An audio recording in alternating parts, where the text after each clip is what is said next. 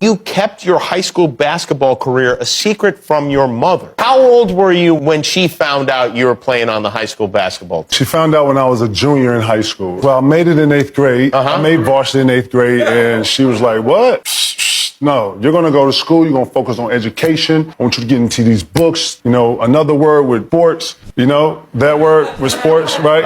And it was like, no. So she was really into education and wanted us to focus on. And we were Jehovah's Witnesses. We were very disciplined kids. You guys were, most of your events revolved around the church. The Kingdom Hall, as it's called. The Kingdom Hall, yes. And so when she found out that you were playing, how did she find out that you were playing? My mother was a beautician. After years of working in a factory at 3M, she started her own business and started doing hair in the neighborhood. And one of the girls who I go to school with came in and got her hair done and was like, yo, I got to hurry up and get my hair done. I'm going to see Kevin play tonight. She was like, what? Yeah, I'm going to see Kevin. You don't know, girl, Kevin's good. You ain't see your son? She was like, Kevin who? She was like, your son.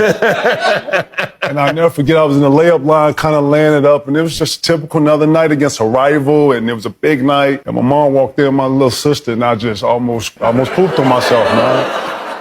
It was not good, Jimmy. It was not good. And then obviously she saw that you were good and committed to this. And No. Jimmy, no. It was not good. It was like, what are you doing, McKill? You enjoy the game?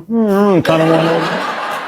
Fortunate enough, I had a good game, but I was livid after. But as time went, she saw that I was very passionate about what I was talking about, and I was very committed. That still didn't work. But after seeing how committed I was, I think that, obviously going to the NBA would change any parent's kind of mindset of, oh, wow, okay, he's decent. Hey, look, I need you to come to this thing called the draft. I'm getting ready to get selected to the NBA. What? Like, yeah, oh, you serious? Yes, Mom, I'm very serious. Wow. Yeah. Wow. My mom worked a lot, man. So, I had opportunities to dib and dab here and there. So, yeah. Shout out to my mom, yo. And you get to the NBA, and you're being paid a lot of money, obviously, but you don't trust banks. More money than I was before, sure. Yeah. Yes, more money than you were making in high school. Yeah. So you, instead of putting your money in the bank, what do you do with that? I was kind of raised with a certain pedigree and a mindset. So I wasn't introduced to wires or just fintech. I wasn't financial savvy in none of it. And I didn't know about direct deposit. I didn't know none of this. And so when I would get my check, I'd go cash it and,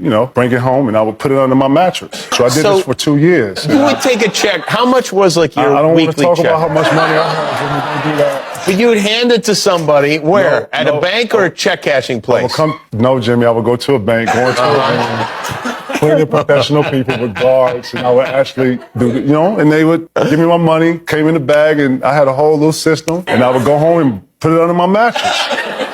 For 2 years, I did that. What was how much money did you have under that? I don't want to talk about that, Jimmy. You're going to make me do that, man. I had a girlfriend at the time, and the only thing I would say is, look, if you take money off and under here, just put the IOU under here so I know that. Because I had it up here. I knew how much money was up. And then, when you put money in here, I know how it was looking when I put it under here and I put it down. I got a system to this. So when I would raise the mattress up and I see that the money was different, I knew that, okay, somebody's been in here. Shortly, obviously, I broke up with that female, but I looked under the mattress and I had a bunch of IOUs.